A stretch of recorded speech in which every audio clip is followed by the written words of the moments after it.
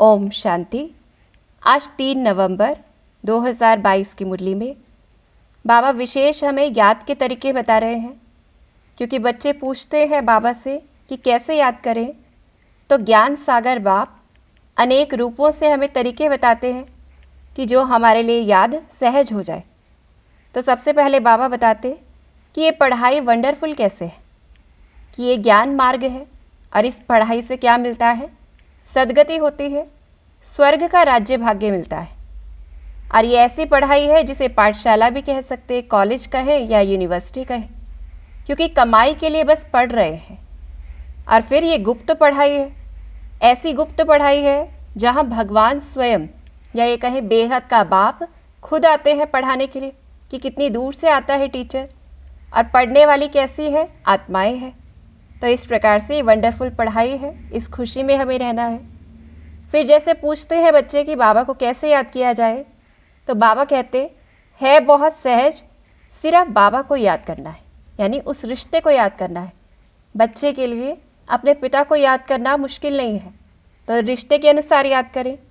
फिर बाबा अपना परिचय देते ताकि हमें सहज हो जाए कि मैं इस बुजुर्ग तन में आता हूँ, कि हमें फिर से क्या करते, सहज राजयोग और ज्ञान सिखलाते हैं। फिर वो कैसा है, निराकार है।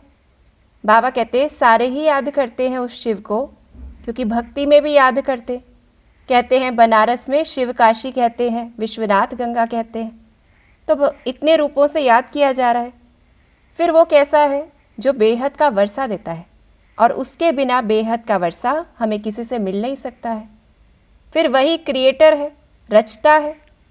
फिर वो निराकार है जिसे हम इन आँखों से नहीं देख सकते, जैसे भक्ति मार्ग में दिव्य दृष्टि से देख सकते हैं। और बाबा कहते मीठे मीठे सिकिलदे बच्चे, हम ही आकर सबकी सदगति करते हैं, कि एक बाप ही है जिससे सबको सदगति मिलती है। तो ऐसे हम बाबा को आज याद करें। और वो कैसा है, जो स्वर्ग का 21 जन्मों का वर्षा देता है, स्वर्ग का मालिक बना देता है, जिससे हम सदा सुखी बन जाते हैं। और शिव बाबा कैसा है, दादा है। और उनका मुख्य बालक कैसा है, एक ही है। एक से ही फिर दूसरे पैदा होते हैं, यानी उस ब्रह्मा से ही हम बच्चे पैदा होते। फिर बाबा डायरेक्टर भी है, तो करण करावन हार भी है। लेकिन बाबा कहते हैं मैं ड्रामा के वश हूँ, कि एक टाइम पे एक शरीर में ही आते हैं, किसी दूसरे शरीर में नहीं जा सकते, कि ब्रह्मा का ही तन लेते। फिर बाबा और कैसा है, अविनाशी सर्जन है।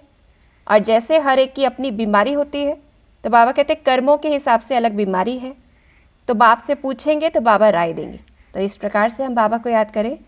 और फिर जिस्मानी याद तो सहज होती है, रूहानी याद में मेहनत है। तो इस मेहनत को सहज करने के लिए बाबा प्रेरित करते हैं कि हम याद करते रहें बाबा को।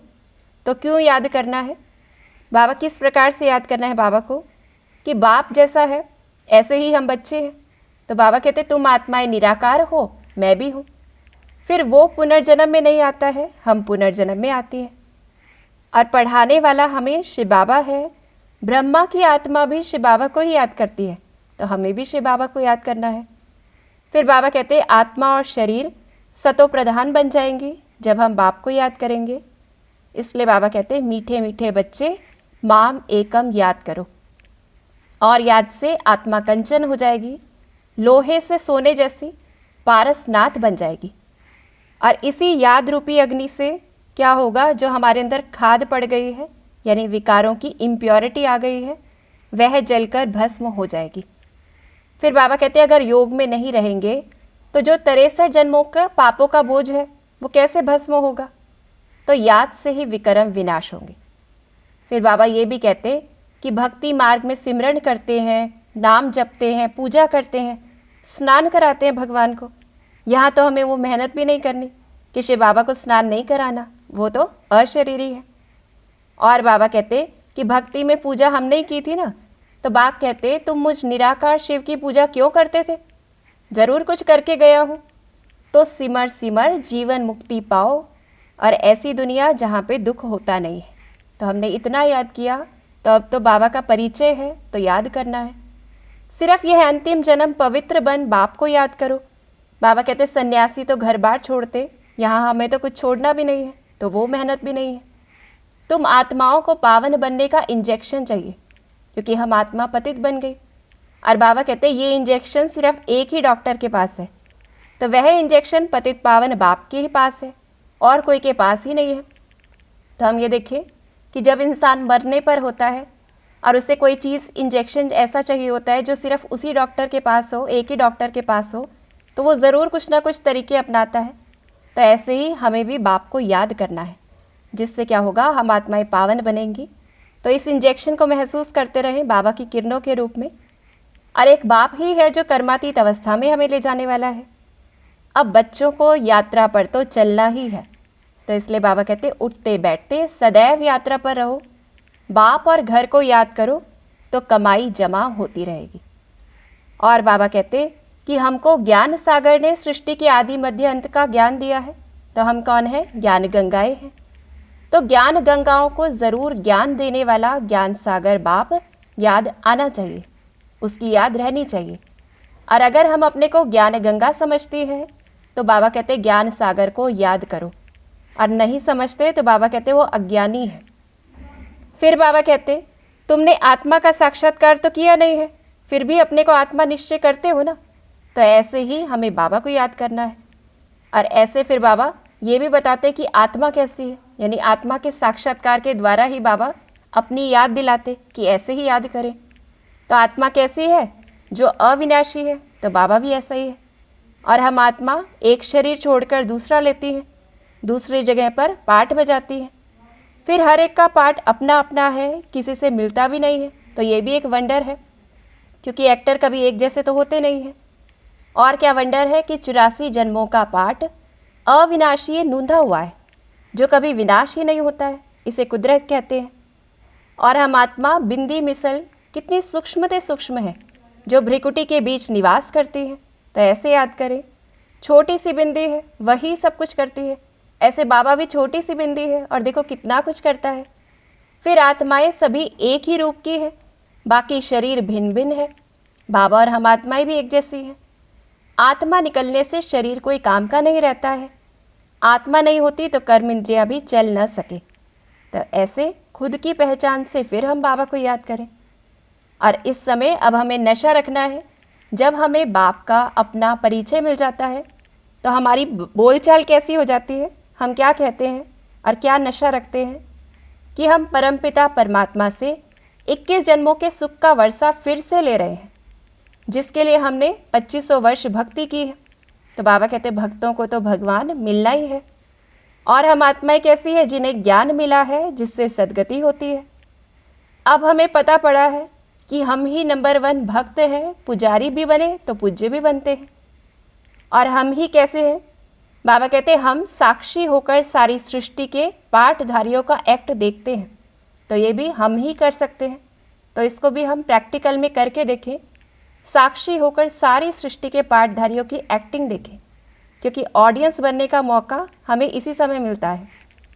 और हम कैसी हैं, ज्ञान गंगाएं हैं कि अब ज्ञान गंगाओं को क्या करना है, ज्ञान अमृत सबको देना है। बाबा कहते हैं अब चाहे कोई अंजलि ले, कोई लोटा भरे, वो उनके ऊपर है, क्योंकि लोग भी जो होते हैं वो गंगा से प्रीत रखते हैं, क्योंकि इस समय हमने ज्ञान से प्रीत रखा है। और हम कैसे हैं, इस ज्ञान से हमारी प्रीत है, जिससे सद्गति को पाते हैं। तो श्री बाबा ने ज्ञान दिया है कि अपने को आत्मा समझ के याद करें हम बाबा को। वर्षे का भी ज्ञान दिया है, और हमें कभी स्वप्न में भी नहीं था। बाबा कहते किसी को ये ख्याल भी नहीं आएगा कि परमात्मा से वर्षा कैसे मिलता है। तो इस नशे में रहना है कि हम वो आत्माएं हैं जिनका वो स्वप्न, या ये कहें वो स्वप्न देखा भी नहीं था, लेकिन वो पूरा हो जाता है।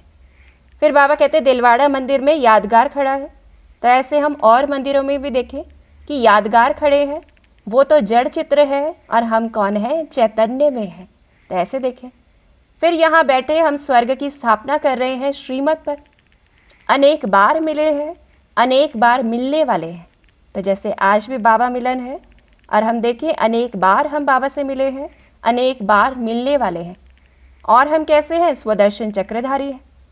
फिर बच्चों को निश्चय है कि ये हमारा बाप दादा है, हम ब्रह्मा कुमार कुमारियाँ हैं।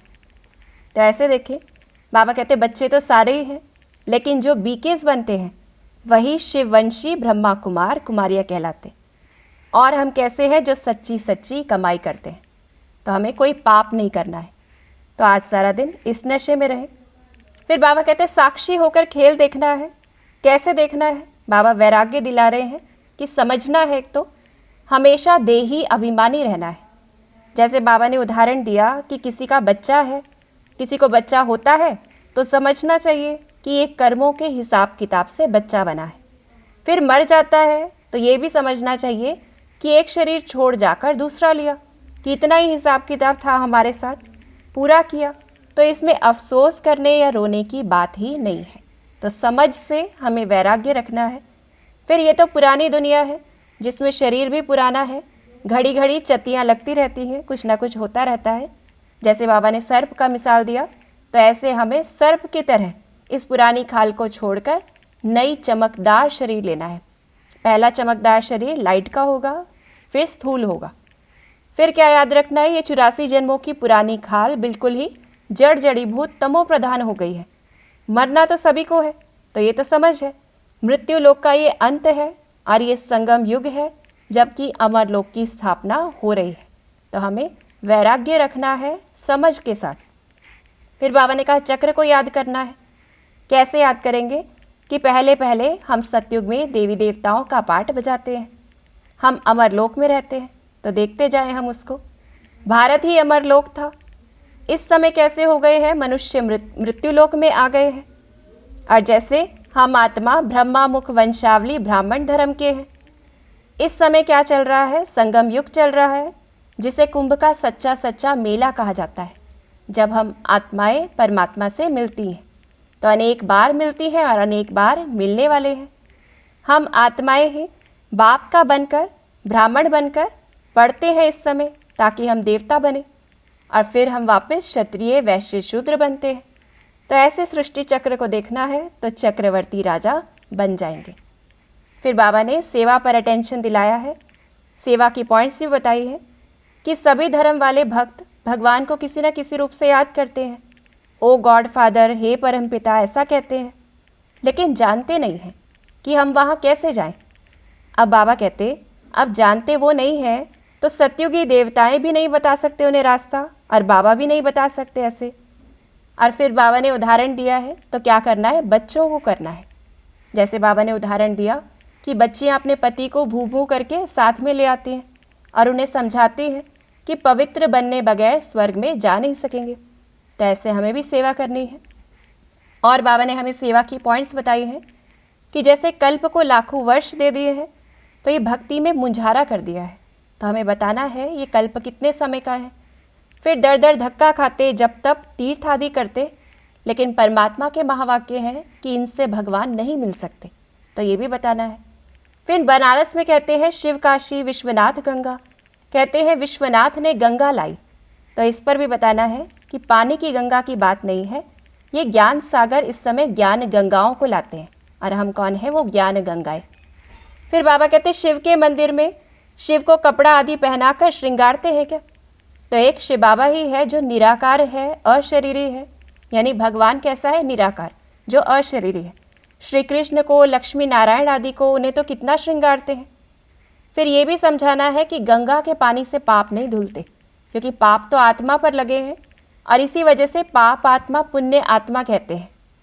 फिर बाबा कहते भक्ति मार्ग में गंगा जल को इतना मान देते, तो इस पर भी बताना है कि ये ज्ञान का गंगा जल है, जिससे हम आत्माएं सदगति को पाती हैं। और क्योंकि इस समय हमारी प्रीत ज्ञान से है, तो सभी की प्रीत उस गंगा से है।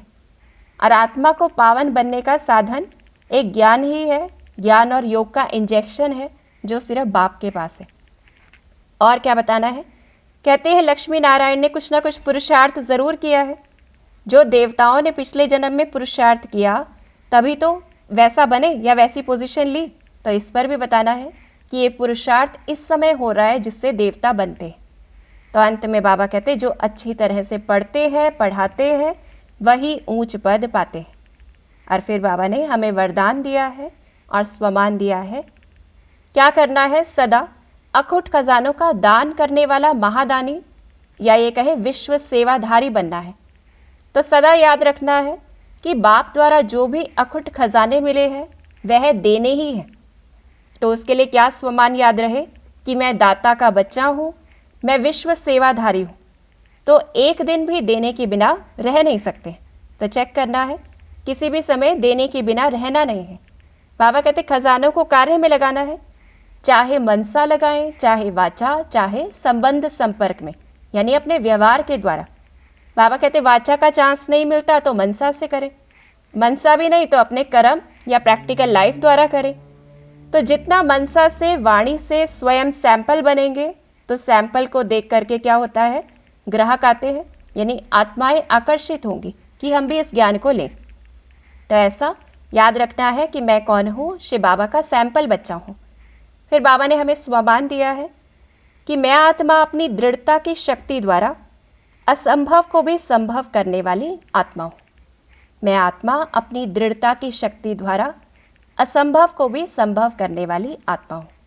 तो हर चीज़ में जो बाबा कुछ दिन से हमें बता ही रहे हैं कि हमें हर संकल्प में दृढ़ रहना है, चेक करना है कि कोई भी पेपर आ जाए लेकिन वो दृढ़ता ना छूटे। तो ऐसे आज विशेष हम बाबा की याद की प्रैक्टिस करेंगे, जो बाबा ने बहुत तरीके बताए कि इस प्रकार से बाप को याद करें और क्या करना है, सैंपल बन के रहना है। ओम शांति।